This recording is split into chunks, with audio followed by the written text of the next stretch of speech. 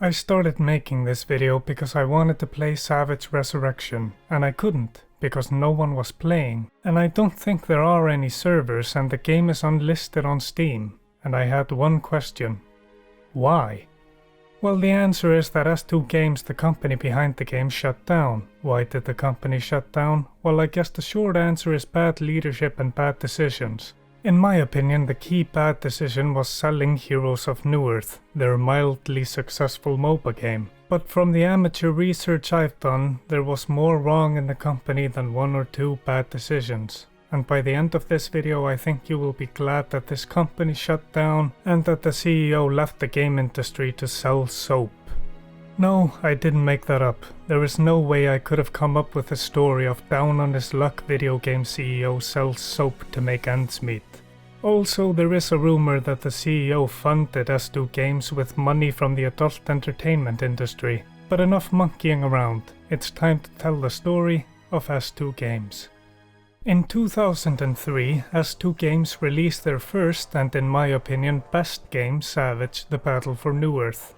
Savage is an FPS and RTS hybrid. If you've played Natural Selection 2, then it's pretty much the same concept, except Savage leans more into fantasy.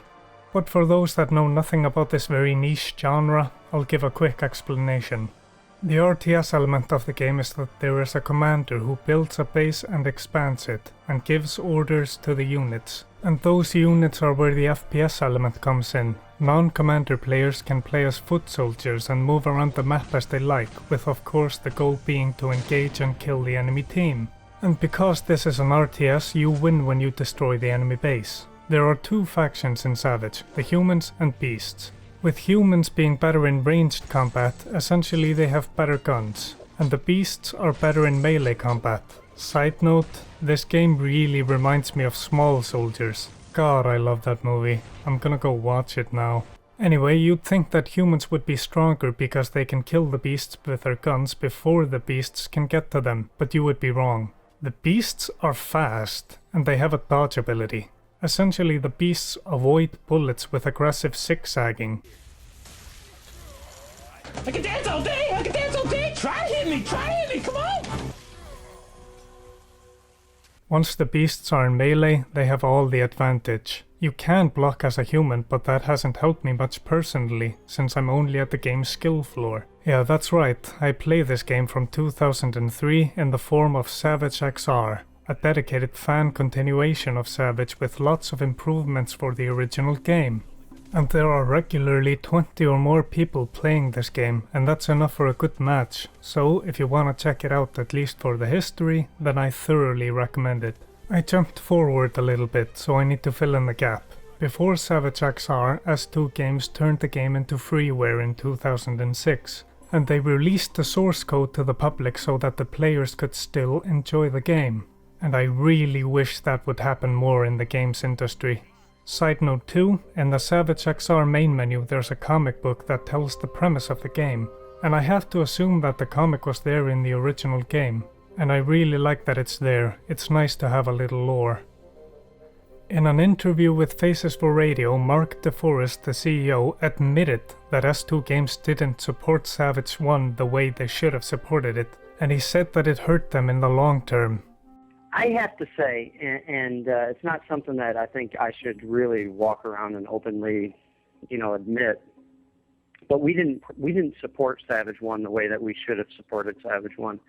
And I think ultimately what that did is that cost us really getting that community to flourish. It wasn't as big of a success right out the door as we had suspected, but it was really it was a bad state of mind for us to not think longer term, which we've done with Savage too. Right. And by not abandoning PC games and just giving up on it completely. This won't be the last time they do something like this. But anyway, my theory is that they released the source code so that they could focus on the sequel. Savage 2, A Tortured Soul. When you make a sequel, you need to think carefully about how many and what changes you make to the game, because you could risk alienating your current fanbase. But maybe there were some changes in the original game that alienated new players, so those are some things you would maybe want to change, but maybe your current fanbase really liked those things. With Savage 2, S2 Games decided to take the risk on making some changes. SavageXR.com, the website where you can download and then play Savage 1, which I really recommend by the way, is run by the Newerth team. And on the website they have created a very detailed comparison between Savage 1 and Savage 2, and reading this list you begin to see the bad decision making that characterizes S2 Games' lifespan. But below the list they have an excellently written explanation of why they don't play Savage 2. Why don't we play Savage 2? Savage 2 is an action RPG with virtually identical teams to choose from. The fundamental asymmetries and unique dynamics of the Savage 1 melee combat, what the Savage community loves the most about Savage, were sacrificed for a polished but comparatively uninspired and overcomplicated combat system that is still fast and fun, but without all the hidden depth and learning curve. Unlike in Savage 1 where beasts would mostly go melee and humans ranged, Savage 2 has the emphasis set on melee only for both teams. Melee and ranged weapons deal much less damage and the attack speed is higher. As a consequence, melee involves much more mouse clicking, running and chasing instead of engaging fights. It's more anticipation than perception based and more forgiving to misses and inattentiveness. The commander in Savage 2 has a simplified economy and a lot fewer responsibilities, having no longer to deal with complex base layouts, tech trees, resource management and microing his AI workers around like in StarCraft. Besides that, almost everything he has to do can also be done by the builder class. The commander has mainly a supportive role, like in the Battlefield game series, giving buffs and debuffs to players. While in Savage 1, action players had to keep resource management in mind and could freely choose and buy weapons and items from a huge loadout screen, in Savage 2 you now get almost all units for free, while abilities and weapons are part of a fixed unit class without customization. To make up for that vast reduction of freedom, Savage 2 has introduced 3 race-independent Hellborn units and lots of new micro-configurations, ability points, spells, items and runes that don't define new game mechanics but slightly alter existing ones. Buff or debuff HP, mana, armor, speed, stamina. So in spite of providing no meaningful choices, Savage 2 would still appear to be somewhat complex. What Savage 2 does very well is everything to serve a competitive community: accurate skill rating, automatic replay recording, karma system, clan and competition management. But if you aren't that much into MMOs and don't like the melee combat, then Savage 2 will most likely disappoint you. Because that's all it has to offer. The RTS mode is very basic and the FPS gameplay isn't really influential and satisfying. Savage 2 lacks maps and mods and the effects of gameplay choices are often superficial. It's no surprise the clan scene lost interest so fast. On top of that, persistent pay-to-win items are a slap into the faces of the players. A long story short, Savage 2 removes extremes, asymmetries, freedom, responsibilities, and skill from the gameplay, and fills up the remaining emptiness with loads of insignificant elements to deceive from the utter lack of interesting and varied gameplay mechanics. Savage 2 takes the safe middle of the road approach to appeal to the masses. It didn't adopt the boldness and epicness of the classic. Rest in peace, Savage 2, we will never forget what you've attempted to be. It appears that with Savage 2, they beat the personality out of Savage in order to streamline it for mass appeal, which didn't work as a year later they would release Savage 2 as freeware. Comparatively, it took Savage 1 3 years to release as freeware, and according to the list on Savage XR, in terms of popularity, Savage 2 would always live in the shadow of Savage 1. Pay to win, in my opinion, is the most player alienating thing you could have in your game. In a multiplayer game it should be about who has the most mechanical skill and who has dedicated the most to be better at the game, and not about who treats their bank account with less respect. This foolish financial decision ended up hurting the game and its development more than it helped, which is exactly what happened with the next game from S2 Games. Vi sitter här i väntan, spelar lite Dota. I hear you man. Dota, a mod for Warcraft 3, was gaining increasing amounts of popularity, and there was a goldmine of players just waiting for a dedicated game for the mod. And in 2009 such a game was released, League of Legends from Riot Games. And for free, which was almost unheard of in 2009. But there were microtransactions and whatever, but that's not important. Almost a year later, a competitor would release Heroes of Newerth. But it had actually been a competitor since April of 2009 because it was in closed beta, with open beta beginning in March 31st, 2010. And during the beta period the game had 3 million registered accounts. But on release S2 Games would make a terrible decision. Heroes of Newerth would be buy to play. If you want to play a MOBA game and you want to try it, which one are you going to try? The one that's free or the one that costs money? Also, the original Dota was free. Why would I go to a paid game? Maybe if they had released it as free to play from the beginning, then S2 Games would have been the government of South Korea instead of Riot Games. Anyway, despite the buy to play, there were still players, and when it finally released as free to play on July 29, 2011, the game had over 500,000 accounts, with 460,000 of them unique players. And to put that into perspective, in 2011 League of Legends had 11.5 million monthly players. Heroes of Newerth's concurrent player count would peak at 150,000 on May 2013. But then that same year, 3 months later, they announced Strife, their second MOBA, which they had been working on for 2 years, that was aimed at a more casual player base. Does that sound familiar? It seems S2 Games' approach to Heroes of Newerth was to support it for a little while and then move on to making the next one. And on this, hindsight really is 2020, because now we know that MOBA players are loyal to their games to a fault. But in 2011, when development started, they might not have known that. But they probably should have, but this approach would be detrimental to the company, because Heroes of Newerth was their most successful title, and they needed to capitalize on that and put focus and development time on the game. But instead, a lot of resources were going towards Strife, and with Dota 2 releasing in 2013, with IceFrog, the lead designer for the original Dota, as the lead designer, there was a pretty big threat that Heroes of Newerth player base might move on to Dota 2, and it seems to be a popular opinion that Dota 2 killed Heroes of Newerth. Look, there were probably a lot of issues with Heroes of Newerth over the years that I'm missing or skipping, but it's a judgment call of what is important in the story of why S2 Games failed. Like Dirtbag Music acquiring the audio license for Heroes of Newerth and then Dirtbag Music DMCAing Heroes of Newerth YouTube videos. How and why the fuck did Dirtbag Music acquire that? Now, is this important to understanding why S2 Games failed? Kind of. I think YouTube videos are a big factor in video game promotion, and Han videos being taken down due to something as idiotic as this is a pretty big failure, and also just really odd, and you lose respect for the company over something like this.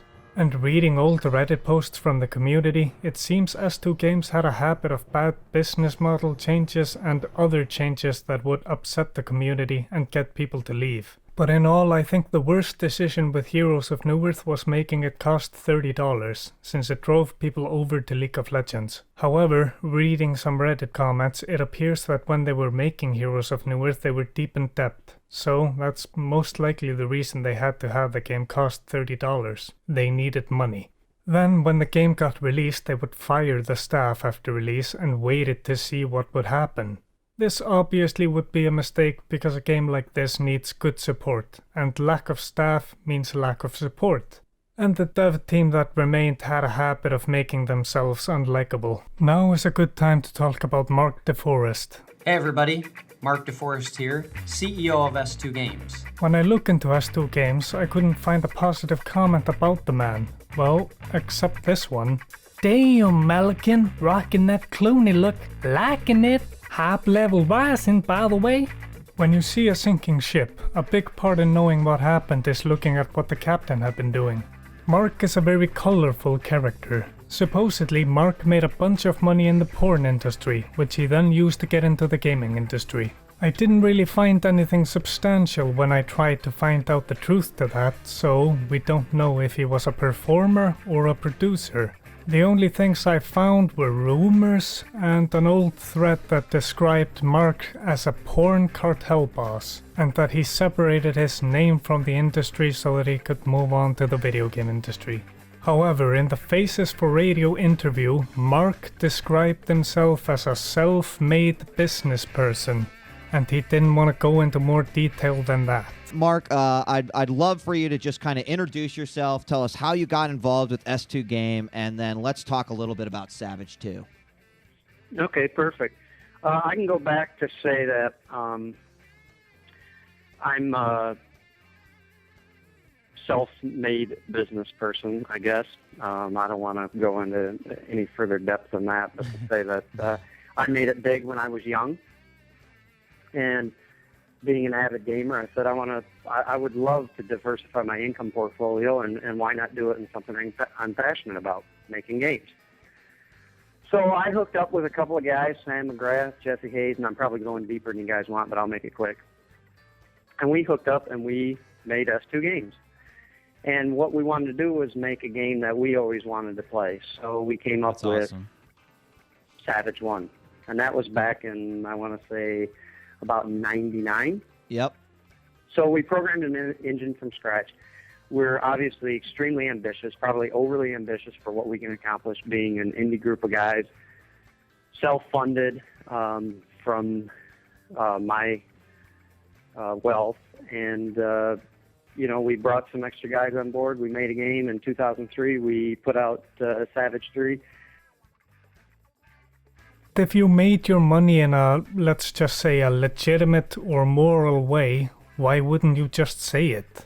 So, in my opinion, I think this creates a leg for the porn rumor to stand on. He said he went into the gaming industry because he had a passion for it. And honestly, I believe him. Why else would he have taken this huge risk to bankroll a PC video game company in the late 90s to early 2000s? The PC market wasn't nearly as big as it is now. It wasn't nearly as profitable. Marc said that Savage was the game him and the other founders of S2 Games, Jesse Hayes and Sam McGrath, always wanted to play, and it shows because it's such a niche genre.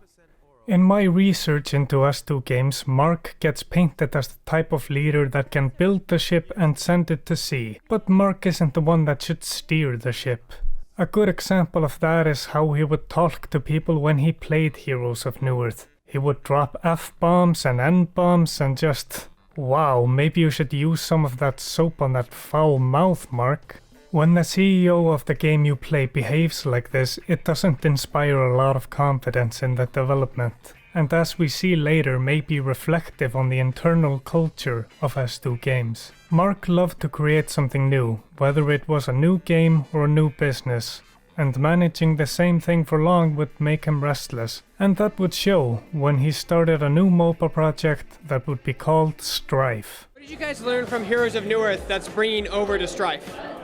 Yeah, well, in 2006 we started developing Han, right? And that's now 7 years that we've made that game and operated that game as a service. There's a lot of pain points that exist in these kind of games, and inter-team conflict, toxic players, burden of knowledge. So can we create an approachable experience and at the same time create those ridiculous highs that keep players coming back? And it's through our experience in Han that we feel like we've absolutely nailed the next formula for what a MOBA is. Strife, in contrast to its predecessor, was supposed to cater more to casuals and solve a lot of the issues of other MOBAs, like toxicity, heroes having only one way to play in effect, a preset build, and reducing the huge burden of knowledge by simplifying items. And honestly, this doesn't sound that bad. With other MOBAs you have to keep up with hundreds of heroes and items and then regular changes to them. It starts to remind you a little of Heroes of the Storm, which released 10 days after Strife released. Even if the two games had been vastly different, they were both still MOBAs, and Strife just won't be able to compete against a giant like Blizzard. But they weren't that different games. Both games wanted you to play their heroes in different ways, so there were no preset top laners or mid laners, for example. And they wanted to appeal to a more casual base, and really do MOBAs differently, and in my opinion, HOTS accomplished that better than Strife did. Strife really just feels like an easier Dota 2, but Heroes of the Storm feels like its own thing. Strife was now trying to compete with giants like Valve, Blizzard and Riot Games, and even itself through Heroes of Newerth. But even through Strife's beta it was struggling with numbers, it would never go over a few thousand concurrent players. Strife isn't a bad game, but neither is Heroes of the Storm or Dota 2 or League of Legends. And by 2015, League had gobbled up most of the MOBA community, and then Dota 2 took the people that wanted to play Dota, and now Blizzard is coming to essentially target the same player base you wanna target. S2 Games just can't compete with Blizzard's marketing power. The same month as Strife is releasing, S2 Games is on its way to make, in my opinion, a big mistake. They announced May 5th that S2 Games sold Heroes of Newerth to Garena Online. Obviously this deal had been in the works for quite a while, and from what I've read, it was in the works early 2014.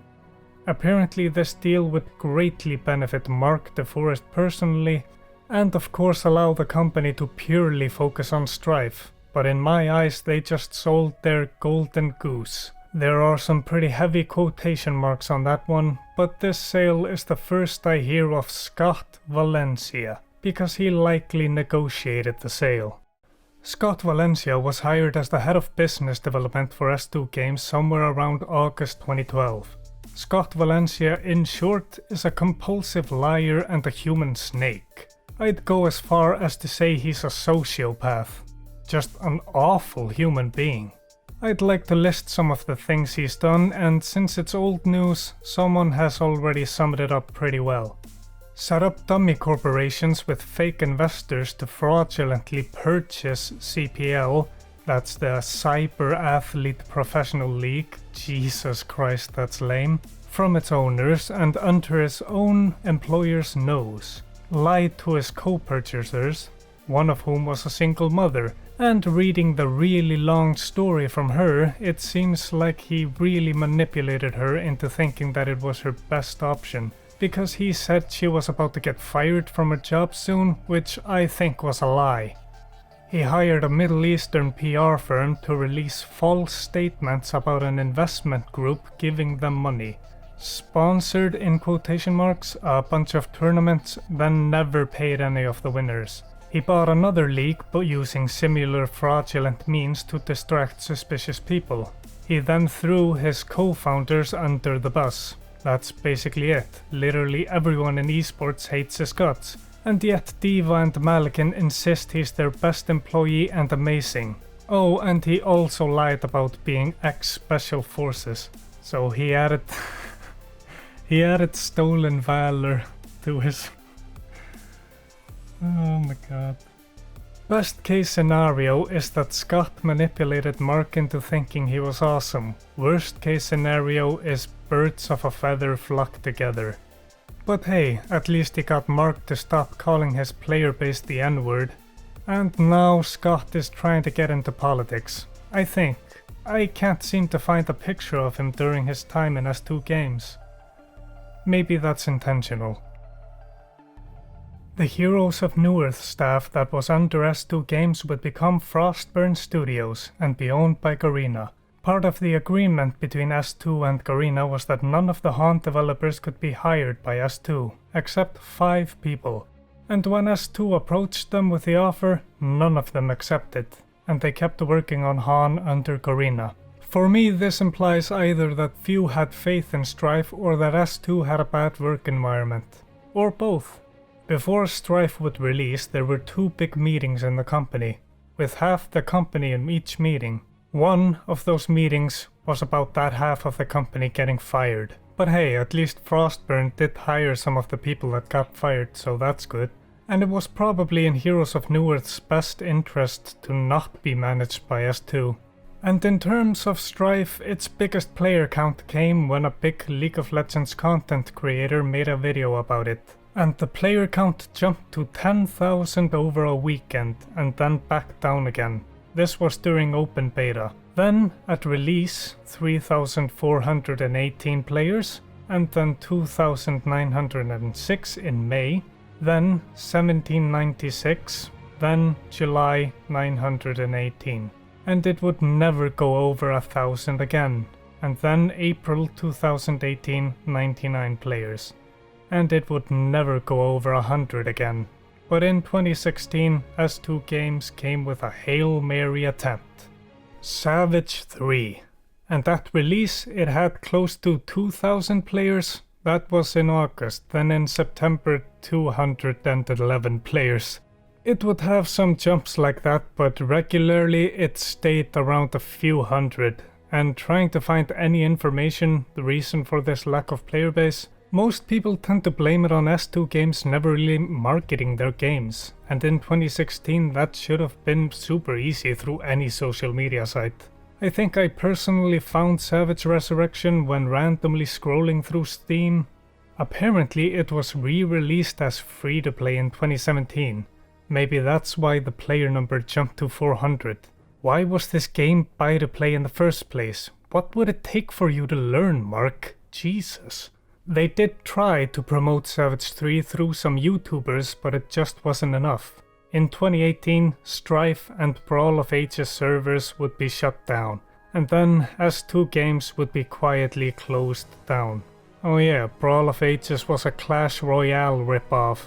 Just another story of S2 getting buried by its competitors, not really worth mentioning. Alright, let's try to summarize/conclude this mess. S2 Games wouldn't market their games very well and would rely almost solely on word of mouth. This can work with a niche game such as Savage because, well, it's niche. There aren't that many other games you're competing with in the genre. However, when it comes to MOBAs, I think you have to be far more aggressive. For example, their biggest push for marketing Strife was getting a big booth at a convention. Why?